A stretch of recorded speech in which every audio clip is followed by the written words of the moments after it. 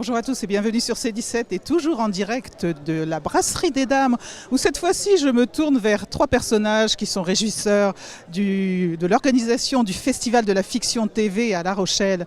Et c'est l'autre côté du festival que nous allons interviewer. Yvan, bonjour. Bonjour, bonjour. Xavier. Bonjour.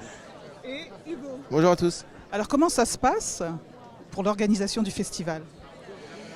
Ça se passe déjà en amont, ça se passe depuis quelques mois, hein, parce que Xavier qui lui est présent sur La Rochelle, il vit ici, donc c'est lui qui prépare en amont tout ce que nous on va mettre en œuvre après par la suite sur le festival. Voilà, donc écoutez, nous ça concerne tout ce qui est régie générale, donc tout ce qui est préparation technique et logistique sur le festival. Voilà. Alors vous aviez depuis combien de temps vous êtes régisseur ?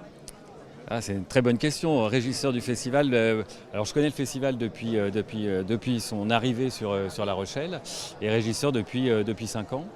Et donc voilà, donc c'est vrai que c'est toujours le même travail. Donc on va dire que c'est une belle édition cette année. Il n'y a plus de passe sanitaire, il n'y a plus le Covid. Donc c'est vrai que c'est une édition vraiment, je ne vais pas dire exceptionnelle, mais quasi, parce qu'on revit avec le monde qu'on a connu et avec le soleil en plus. Voilà. Alors toujours le soleil. Alors qu'est-ce qu'on peut dire de l'histoire de ce festival ?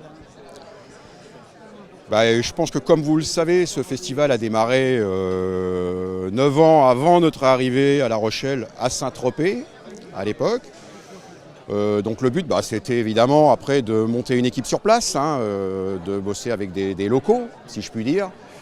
Donc moi étant de La Rochelle, natif de La Rochelle, j'ai été sollicité par la femme de Xavier à l'époque, Sophie, qui a été la première régisseuse générale sur l'événement, pour travailler sur le festival. Qu'est-ce qui a changé au cours de ces années ? Déjà le fameux village qu'on avait sur le cours des Dames, je pense que vous avez tous connu le village qu'on montait sur le cours des Dames. Bon, maintenant, bien avant la Covid, déjà, pour des raisons logistiques, c'était un petit peu compliqué par rapport aux restaurateurs, par rapport à tout un tas de choses. Bon, il fallait qu'on trouve une autre solution. Donc maintenant, on est. Donc ça a bien évolué. On est à la coursive maintenant et ma foi, on ne s'en plaint pas. C'est parfait. On nous accueille très très bien et tout se passe bien. Alors c'est l'équipe au complet avec Hugo. Vous êtes assistant de ces deux messieurs ? Oui, donc moi c'est ma deuxième année sur le festival et je suis l'assistant de Yvan. Et je dois dire déjà qu'il y a une équipe qui est formidable. Ils sont tous super sympas et ce festival c'est vraiment top. Et ce qui est génial, c'est la proximité avec les acteurs. Un exemple tout bête, mais hier je regarde la projection et Antoine Duléry est assis à côté de moi. Donc on peut vraiment être à proximité d'eux, c'est ce qui est super ici. Une grande famille ce festival.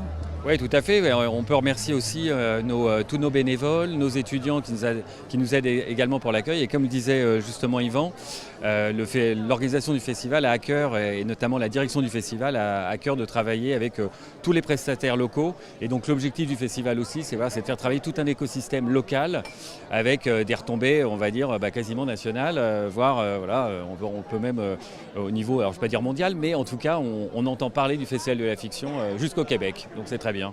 Et puis on donnera la parole aux bénévoles prochainement. Très bien. Et avec grand plaisir. Merci à tous les trois. Merci à vous.